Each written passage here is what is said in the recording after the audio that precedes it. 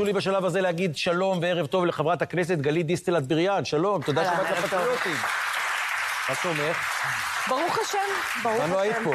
נכון, מזמן לא הזמנתם אותי. בסדר, אבל היום פתאום חשפת שהרמטכ"ל התקשר אלייך בזמנו כשיצאת לסרבנים, ב-200 קמ"ש, ופתאום קיבלת שיחה מפתיעה, אמרו לך הרמטכ"ל רוצה לדבר איתך, ואז מה קרה? שיחה מפתיעה ומבהילה, זאת אומרת, אם את מנתקת שיחה... הימים היו ימי? ימי הרפורמה, ימי קפלן, ימי ליל גלנט, ימי... שיא הטרפת. שיא הטרפת. אני מצייצת משהו עם נפולת של נמושות, שאני מאוד מתחרטת על זה היום, כי זה לקח את כל השיח לביטוי הזה, ואף אחד לא הסתכל על הטיעון, אבל סומנתי כשרה שיוצאת באופן הכי חזיתי נגד הסרבנות. ואז הרצי הלוי מתקשר מיד-דיי, אמצע היום. אני יכולה לסכם לך מה התחושה העיקרית שהייתה לי כשניתקתי את השיחה. אני מרחמת אל הרמטכ"ל של מדינת ישראל, וזאת תחושה שאסור לאזרחים שתהיה כלפי רמטכ"ל. יראה כן, עוז כן, רחמים לא. ואני לא אומרת את זה כי הוא חלש, אני אומרת את זה כי הוא הוצב במצב בלתי אפשרי. אני הייתי בטוחה שהוא עומד לנזוף בי. הייתי בטוחה שהוא עומד להגיד לי, ככה לא מדברים, הוא הסכים עם כל מילה שאמרתי, ינון.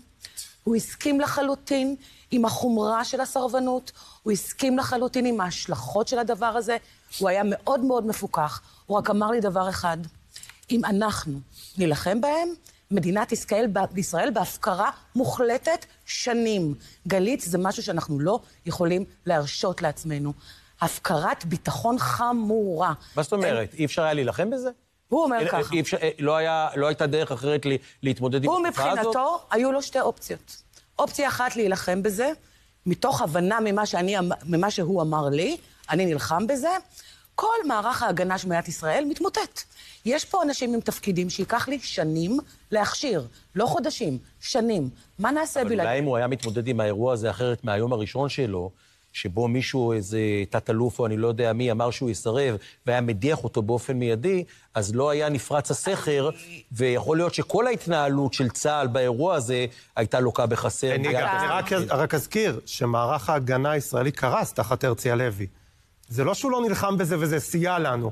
לא היה חיל אוויר ב7 באוקטובר ולא היה מערך הגנה. נכון. תראה, אני חושבת שגם אם הרצי הלוי היה האיש הבודד שקם ונלחם בהם, אל תשכחו שאנחנו עמדנו מול תקשורת שהפכה את הסרבנות להירואית. זאת אומרת, זה לא שהם נדחקו אל הקיר, הם הפכו לגיבורים של מדינת ישראל. זה היה מלחמה מול אליטה שבאמת צופפה את כל הכוח שהיה לה, והפכה את הדבר ההיסטורי הזה לדבר נאצל. מה קרה שנזכרת בזה היום? תראה, לא יכולתי לפרסם את זה אז. להפך, אני הקשבתי לו, זו הייתה שיחה שבסופו של דבר שנינו סיכמנו את אותו דבר, מורידים את הלך הרוח למען ביטחון המדינה. מאז אני רואה מה קורה. הסיפור הזה ממוסגר, מכונת הרעל הביביסטים, הביביסטים המופרעים האלה, שאין להם כבוד לשום ממסד, שאין להם כבוד לצהל, שזה בעצם מתויג הביביסטים מול צהל, וזאת לא האמת. האמת היא שאחים לנשק הם נגד צהל והם נגד המדינה. ופה אני רוצה להוסיף עוד דבר. ינון, האנשים האלה יושבים עליי פה, מהרגע שאני נתתי את התגובה הזו, שהייתה מאוד בוטה ובכוונה תחילה, אני רציתי להציף את השיח, והצלחתי. זה התחיל לבעור כמו אש בשדה קוצים, מאז התגובה שנתתי לעומרי רונן. ואני רואה מה קורה. אני ראיתי ראיון של קרן מרציאנו מול עומרי רונן, והוא התחיל עם הסיגנלינג שלו, הביביסטים, מכונת הרעל, והיא לא נתנה לו ברק, היא לא נתנה לו לברוח לשם. גם עכשיו אצלי הם מגיבים תמיד, גלית מתפסת, גלית נרפסת. אני רוצה לומר מפה לאחים לנשק, אני רק התחלתי איתכם, אני רק התחלתי. אני פניתי לנשיא לפני שבועיים, עם מכתב שגם מהרשות המחוקקת וגם מהרשות המבוצעת חתמו עליו 6 שרים ועשרות חברי כנסת. לומר לנשיא, כי מבחינתי האירוע שהנשיא נותן להם פרס התנדבות, זה הדבר הכי גרוע שקרה לנו מאז. למה? כי הוא ממסגר את זה שוב כפעולה הירואית. והמסגור הזה, הנרטיב הזה, זה הדבר שצריך להילחם בו. האנשים האלה לא ייזכרו מעל דפי ההיסטוריה כגיבורים או כאנשים שנלחמו למען הדמוקרטיה, אלא כסרבנים שמוטטו את הביטחון של מדינת ישראל. זמרי בבקשה. אני רק אגיד לך שבמקרה הזה, אני מעריך את העבודה שלך, זה לא יגיע מכם, זה כבר מגיע מלמטה. חד משמעית. השם של אחים לנשק הוא שם רעיל. נכון. שם רעיל, היום לא אצל הביביסטים. הם צועקים ביביסטים, כזה קל כזה. בנט לימד אותם, תצעק מכונת רעל, וישכחו שגנבתי שלטון עם 6 מנדטים. אחים לנשק זה שם רעיל היום. רעיל, אגב, בהרבה חלקים של החברה. יש להם את המגנים האוטומטיים שלהם. אסור גם להפוך את זה, זה אני אומר ככה בתפיסה שלי, למאבק של גלית דיסטל, זה מאבק עממי. מאבק של עם ישראל. מאבק עממי, ואנחנו לא נשכח להם את זה, ואנחנו נזכיר להם מה הם עשו פה, וכל מי ואגב, סתם טיפ קטן, למה שאת אומרת על הרמטכ"ל, היום יצא לי לראיין בפתחי וזמרי את רן כוכב, שהיה דובר צה"ל בתקופה ההיא. וגם הוא אומר את אותן דברים. חבל שלא אמר בזמן אמת, אבל די רמז שזה מלמעלה הגיע. מלמעלה הגיע שהוא לא יכל לדברר נגד זה, כי מלמעלה כנראה הרמטכ"ל פחד מהם. פחד מהסחף הזה, הם צרובים וצריך להילחם בהם. מה זה פחד? יכול להיות, סליחה, יכול להיות שאני חושד בכשרים. יכול להיות שהרמטכ"ל גם הסכים איתם. יכול להיות. יכול להיות. כל האווירה הייתה של כל האנשים בתקשורת, באקדמיה, בפרקליטות, ביועמ"שית ובצבא שתמכו בהם. מגנים את ההפגנות על אוסלו הרבה פעמים. אני חושב, כולם מתרכזים ברצח רבין שהיה אירוע נורא, אבל ההפגנות של אוסלו היו עדינות מדי. עדינות מדי יחסית למה שעשו פה, והמחאה נגד אחים לנשק הייתה עדינה מדי בתקופת הרפורמה, ואל תשכחו את זה, תשתפו כל דבר שהם העלו, כל דבר שהם הראו, כל דבר שהם צילמו, כדי להזכיר להם... אגב, הם ענו לך היום, תשימו לב לסגנון, כן, של האירוע. יצקו, תראה לי את התגובה של אחים לנשק לחברת הכנסת גלית. שוב היית נעולה במרפסת בזמן שחילקו את דף המסרים החדש של השבוע. מכונת הרעל עברה להשחיר את גלנט, ואת עוד באחים לנשק. תתקדמי. שים לב, אני חייבת לומר שנייה אחת. אני מדברת פה על רמטכ"ל שאומר לי, אני נסחט. הביטחון של האזרחים במדינת ישראל בסכנה. וזאת התגובה שלהם. פה אני רוצה לפנות לשמאל. איפה אתם? אתם לא רואים שהם מאכילים אתכם פחמימות ריקות פעם אחר פעם? הם לא מכבדים אותי, הם לא מכבדים אתכם. יש פה דברים באמת מסדר גודל היסטורי ודרמטי, ומה שיש להם לומר זה מרפסת ומדפסת. ילדותיים, שטחיים, פופוליסטים, ואני פונה מפה לנשיא המדינה. שלחתי לך מכתב, לא ענית, ואני הולכת לעשות על זה מעקב מתוקשר מאוד. שמה? עד שתענה. אני פניתי אליו עם 6 שרים ועשרות חברי כנסת, גייסתי את כולם. יום שלם רצתי בכנסת והחתמתי אנשים הרבה יותר ממה שדמיינתי. שלחנו לו מכתב, תשלול מאחים לנשק את הפרס שנתת להם. עד היום הוא לא ענה. לא ענה. פרופסור, בבקשה. אני רוצה לומר כמה מילים על תביעות הדיבה שאחים לנשק עושים בזה שימוש, שהם בעצם תביעות השתקה. גם אותי הם תבעו. אני יודע. זה נראה לי חצי מפה. צריך להפוך את זה נגדם. ולהפוך את זה למשפט על האחים לנשק. זה מה שאני הולך לעשות.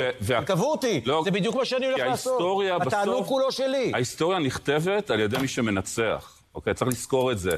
ואם הצד הזה לא ינצח, אני רואה את זה, מה קורה בזירה המשפטית, אני לבד, מנסה לפרסם בחול, לספר את הסיפור האמיתי מול 150 איש שמציפים את כל כתבי העת, אז זה לא... אנחנו חייבים לנצח את הדבר. יש להם ערך מאוד חשוב. עירית.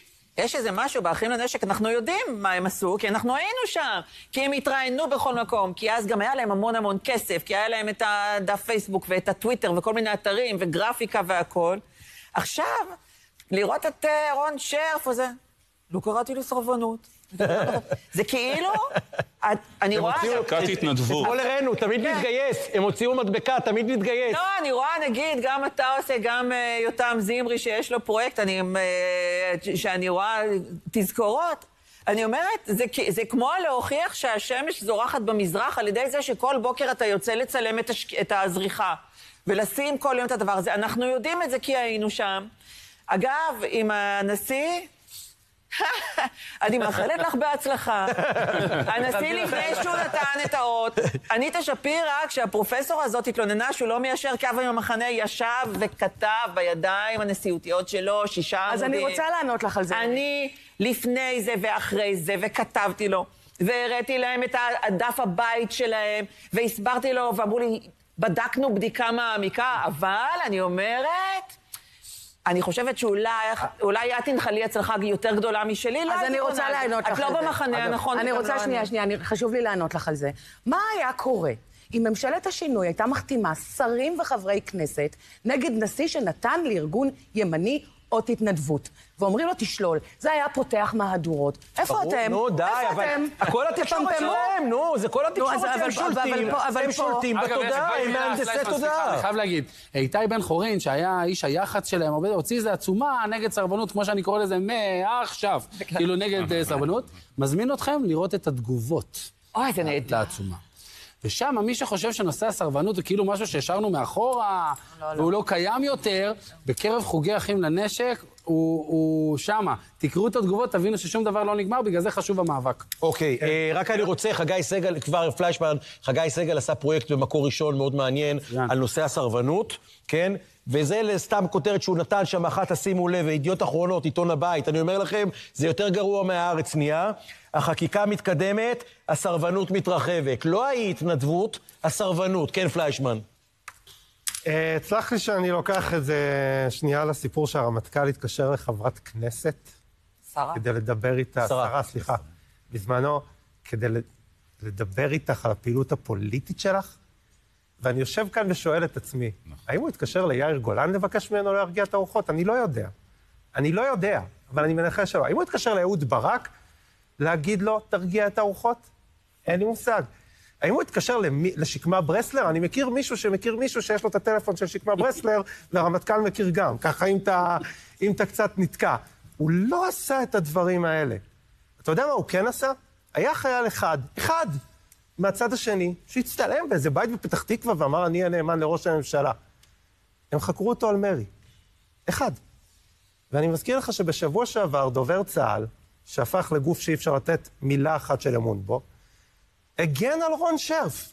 ועל זה שהוא עדיין עושה מילואים, מי שלא ידע רון שרף. אני הבנתי שבדובר צה"ל רואים בזה תקלה. הבנתי שרואים בזה תקלה. תקלה. פליישמן, רק אני אומר... זה תקלה. רגע, פליישמן, שנייה, קח את זה, אין בעיה. דובר צה"ל כן, אבל דובר צה"ל גם ראה מה קורה כשאריה מתעורר, ומתחיל לשאוג עליו. זאת אומרת, יש... אז הוא אמר שיבחנו... כן, כן. לא, זה שבדובר צה"ל שמו לב פתאום שהיו קריאות לסרבנות, זה כבר התקדמות. כן, לא, וזה... בקיצור, אם שאלת קודם את השאלה, האם הם הסכימו איתם, כל הראיות מוכיחות שהם הסכימו איתם. חד משמעית. חד משמעית. הם היו בצד הזה של הנהר. הם היו בצד... היה פה שני צדדים של הנהר, והם היו בצד שלהם של הנהר. זה לא שהם היו... אגב, אני ראיתי עכשיו מהמקימים של אחים לנשק, גם הבן של מופז שם. שהוא גם היה סיירת מטכ"ל, לא? כן. אני חושב שכן. אני אגיד לך משהו, אבל אתה אומר, הם היו בצד, הם עדיין בצד. כלומר, העובדה הזו שדובר צה"ל בשבוע שעבר מוציא תגובה כזאת על רון שרף, מראשי אחים לנשק, שעודד פה את הסרבנות לצה"ל, היא מלמדת שהם עדיין בתוך האירוע.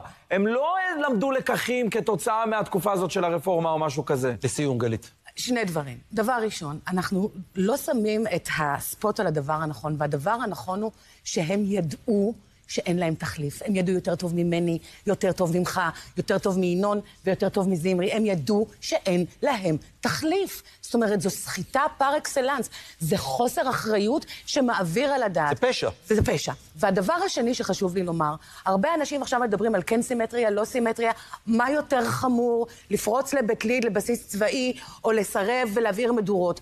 ואני רוצה להגיד שזה לא המשוואה.